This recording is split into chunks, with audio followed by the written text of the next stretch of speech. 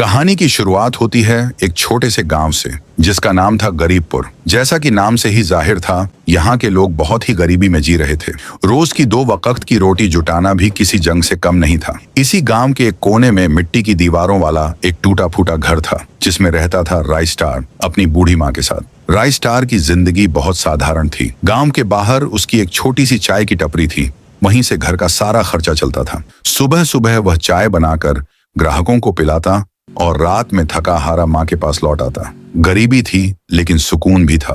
लेकिन किस्मत को यह सुकून पसंद नहीं आया। एक दिन राइस्टार अपनी माँ को शहर के बाजार ले जा रहा था बाइक पर। रास्ता सुनसान था तो उसने रफ्तार थोड़ी तेज कर दी। माँ ने कहा, बेटा धीरे चला।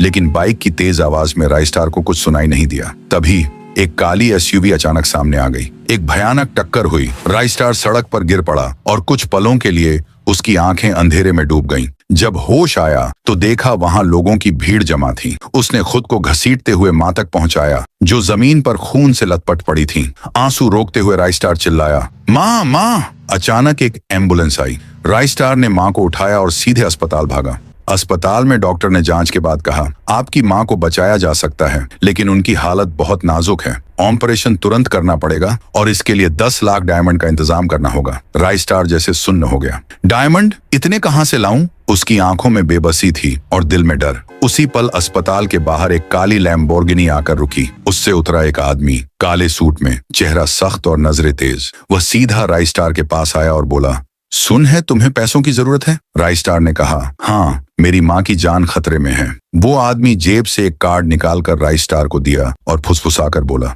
आज रात पुरानी बंद फैक्ट्री के पास मिलना अकेले। और फिर बिना कुछ और कहे वो आदमी गाड़ी में बैठकर चला गया। रात ढलती है। राइस्टार माँ के पास बैठा सोच में डूबा रहता है। फिर कार्ड को देखता है। कुछ देर बाद वह बाइक उठाता है और निकल पड़ता है उस पुरानी फैक्ट्री की ओर। फैक्ट्री के पास पहुंचते ही वहां एक गोल्डन जीप आकर रुकती है। उसमें बैठा आदमी गुलाबी कपड़ों में कहता है, चुपचाप गाड़ी में बैठ जा। वह बिना सवाल किए बैठ जाता है। जीप में कुछ और लोग भी होते हैं, सबके चेहरे डर से सने हुए।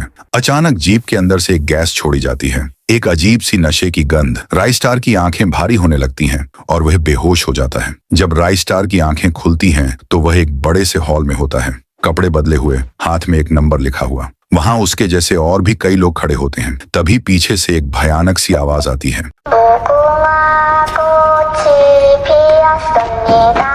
राइस्टार मुड़ता है। एक बड़ी सी डरावनी डॉल उसके सामने खड़ी थी।